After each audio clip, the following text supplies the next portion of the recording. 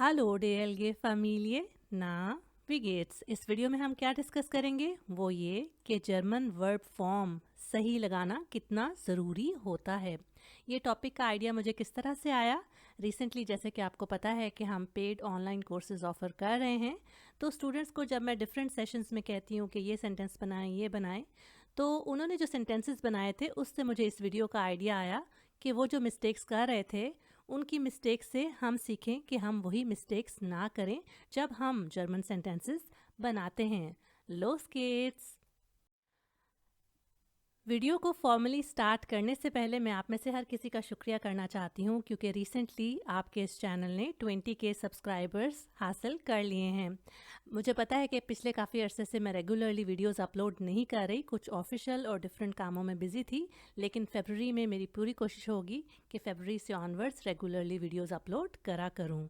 तो बहुत शुक्रिया आप में से हर किसी का जो कि इस चैनल को सपोर्ट करते हैं और आपने सब्सक्राइब भी किया हुआ है, और ये आपकी मदद के बिना नहीं हो पाता।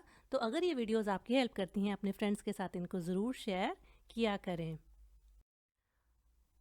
वर्ब की फॉर्म्स की अगर बात करनी ही है तो फिर हम जर्मन टेंस प्रेजेंस से स्टार्ट करते हैं क्योंकि ये सबसे बेसिक होता है और इससे हम काफ़ी सारे सेंटेंसेस बना सकते हैं जब हमने प्रेजेंट की बात करनी हो। तो जब आप जर्मन लर्निंग स्टार्ट करते हैं तो सबसे पहले आपको सिखाया जाता है कि जर्मन टेंस जो प्रेजेंस होता है उसमें नॉर्मली इन प्रोनाउंस के साथ वर्ब्स की ये वाली एंडिंग्स लगती हैं। जब भी हमने डिफरेंट सेंटेंसेस बनाने हो तो इनके साथ हमें ये एंडिंग्स लगानी होती हैं।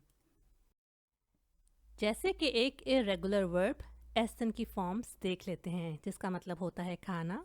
तो इश ऐसे मैं खाती हूँ या खाता हूँ। डू इस्ट तुम खाती हो या खाते हो। एया जी एस होता है ही शी इट इस्ट।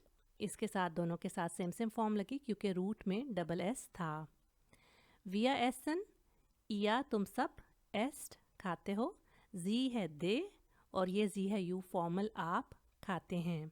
तो इस तरह से इसकी फॉर्म्स यानी बेसिकली हर वर्ब को आपने उसकी प्रेजेंट की फॉर्म्स के साथ याद करना होता है, उसके बाद आप सेंटेंसेस बना पाते हैं।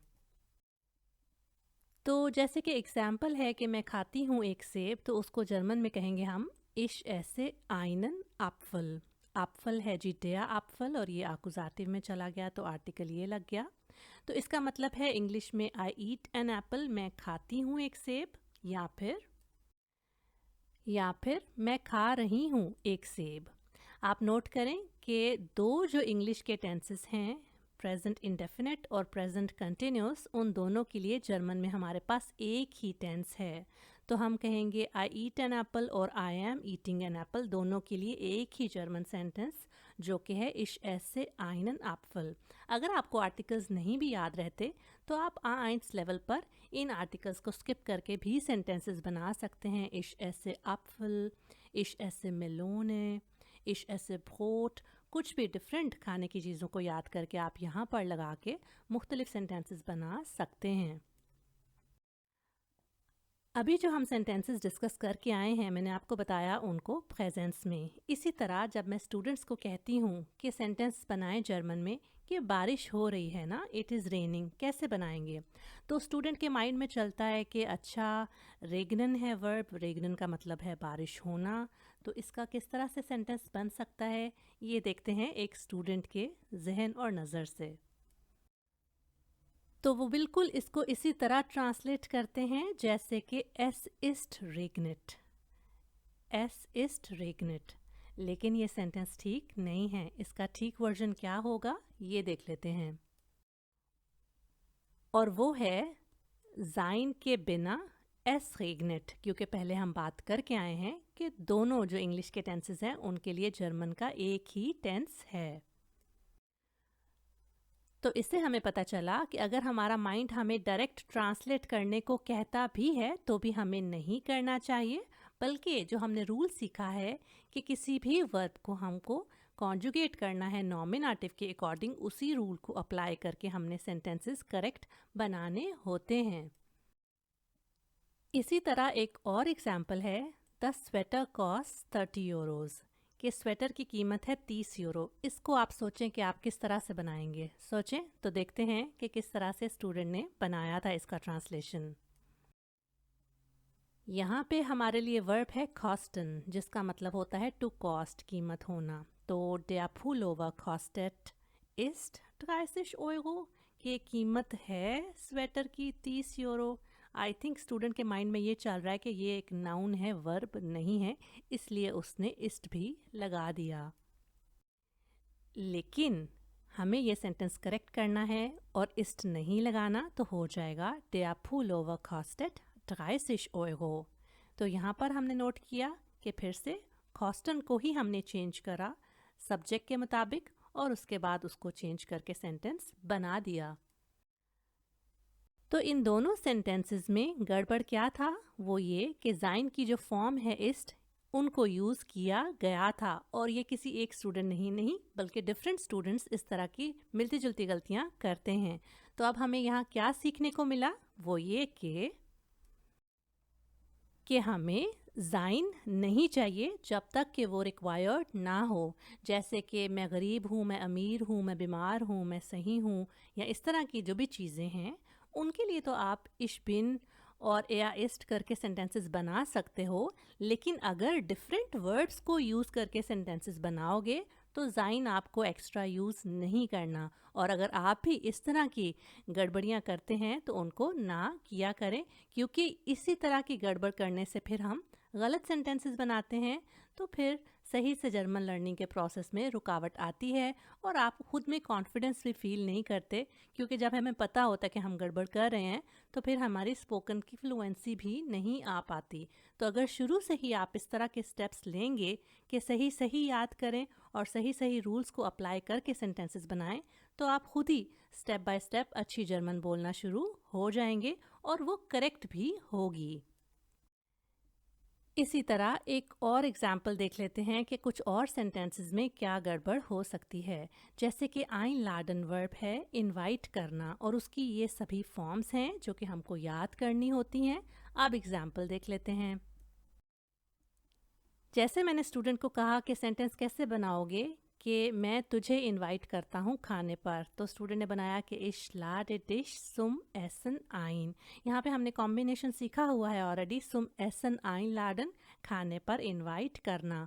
और ये भी हमें पता है कि einladen टूटता भी है, trennbares verb है, और ये भी कि वो आकुजाटिव केस लेता है। तो ये सेंटेंस बिल्कुल करेक्ट है। लेकिन अगर मैं कहूँ कि मैं आपको इनवाइट करती हूँ खाने पर, तो वो तो हमको पता है कि उसकी फॉर्म तो जी है। तो स्टूडेंट के माइंड में क्या आता है कि जी के लिए तो हम हमेशा वर्ब की फुल फॉर्म यूज़ करते हैं, जैसे कि यहाँ पर आपको दिख रहा है। तो सेंटेंस कुछ ऐसे बनाया जाता है कि ich laden Sie zum Essen ein। लेकिन आप सोचें कि क्या ये सेंटेंस ठीक है या इसमें कुछ गड़बड़ है। तो ये तो ठीक था, लेकिन ये ठीक नहीं है। और इसमें क्या चीज़ ठीक नहीं है? वो ये कि वर्ब की फॉर्म सही नहीं लगाई गई सब्जेक्ट के मुताबिक। तो जो चीज़ इम्पॉर्टेंट है वो ये कि जो आपका नॉमिनेटिव होता है वो डिसाइड करता है कि वर्ब की क्या फॉर्म लगेगी। आकुजाटिव और डाटिव डिसाइड नहीं करते। तो अब इस सेंटेंस को ठीक से हम करके देख लेते हैं, जो कि हो जाएगा ich lade Sie zum Essen ein। मैं आपको इनवाइट करती या करता हूँ खाने पर।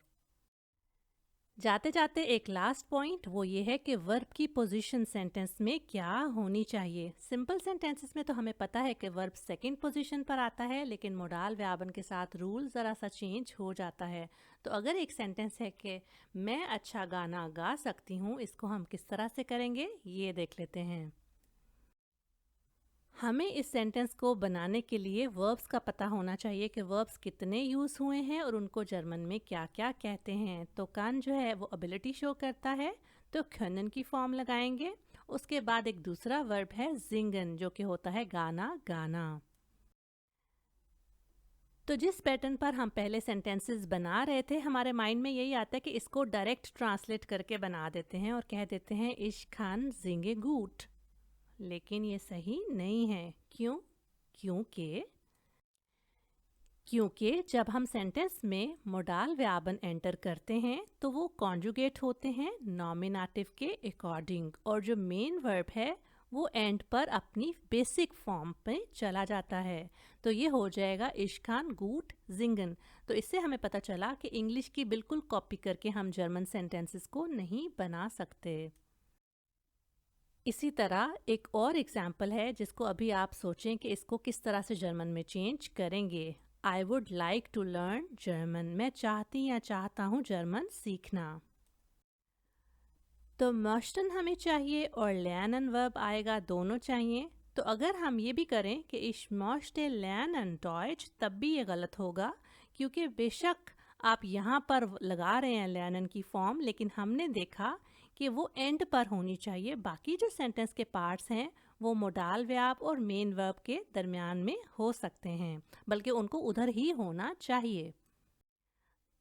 तो करेक्ट वर्जन हो जाएगा Ich möchte Deutsch lernen। मैं चाहती हूँ जर्मन सीखना। तो ये आप नोट करें कि इस तरह की गलतियों को आप भी अवॉइड करके सही सेंटेंसेस बना सकते हैं।